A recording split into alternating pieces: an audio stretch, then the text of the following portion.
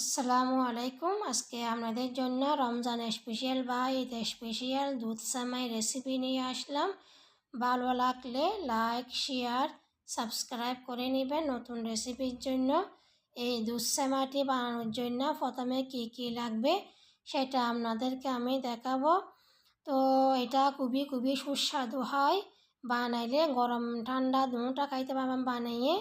তো প্রথমে আমি নিয়েছি 50 গ্রাম নিয়েছি 50 গ্রাম নিয়েছি সেমাই। তো আর নিয়েছি কিশমিশ, নিয়েছি কাঠবাদাম, নিয়েছি পিস্তা বাদাম, নিয়েছি কিশমিশগুলো ভালোভাবে আমি ধুয়ে নিয়েছি। তারপরে ঘি নিব, ঘি নিয়ে চুলার মধ্যে ফ্রাই প্যানের মধ্যে দিয়ে দিব। তো আমি লো আঁচের মধ্যে ঘিগুলো গরম করে নিচ্ছি। তারপরে দিয়ে দিব কিশমিশগুলো। ঘিগুলো গরম করে নিয়েছি, এখন কিশমিশগুলো দিয়ে দিয়েছি।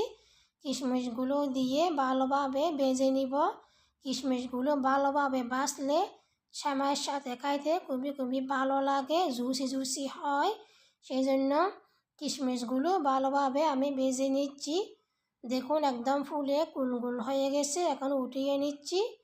তো কিশমিশগুলো ওঠানো হয়ে গেছে, এখন আমি বাদামগুলো দিয়ে দিয়েছি। বাদামগুলো দিয়ে হালকাভাবে ভেজে নিচ্ছি, বেশি ভাজার প্রয়োজন নাই, না হলে একদম কালো হয়ে যাবে। হালকা ভাজার পরে নিয়ে ফেলছে সবগুলো। তারপরে সেমাইগুলো দিয়ে দিয়েছি। সেমাইগুলো দিয়ে ভালোভাবে একটু লাল করে কড়া করে ভেজে নিচ্ছি। কড়া করে কালো না, কড়া করে লাল করে ভেজে নিচ্ছি। তো একটু কড়া করে ভাজলে ভালো। তো আমার সম্পূর্ণ সেমাইগুলো ভাজা হয়ে গেছে, একটু লাল করে ভেজে নিয়েছি। তো ভাজা হয়ে গেছে, এখন আমি দুধ দিয়ে দিব। 50 গ্রাম সেমাইয়ের মধ্যে আমি হাফ কেজি থেকে বেশি দুধ দিয়েছি। 1 কেজি থেকে কম লাগছে, হাফ কেজি থেকে বেশি দুধ দিয়েছি। তো দুধগুলো একটু বেশি লাগে। এখন দুধগুলো দিয়ে দিয়েছি। দুধগুলো দিয়ে এখন বয়েল আসার জন্য অপেক্ষা করব। বলক আসার জন্য একটু নেড়ে চেড়ে দিয়েছি। তারপরে দুধগুলো একটু গরম হয়ে আসছে, তখন দিব চিনি। দুধগুলো গরম হয়ে আসলে চিনি দিব। আমি বড় চামচ নিয়ে 1 চামচ দিয়েছি চিনি। চিনিটা আপনাদের হিসাবে আপনারা দিবেন, আপনাদের স্বাদ অনুযায়ী আপনারা চিনি দিবেন।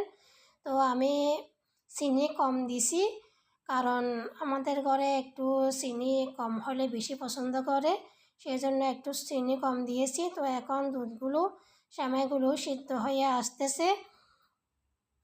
তো এখন এ পর্যায়ে দিয়ে দিব যে কিশমিশ আর বাদামগুলো ভেজে রাখছিলাম, ওই কিশমিশ আর বাদামগুলো সবগুলো একসাথে দিয়ে দিব।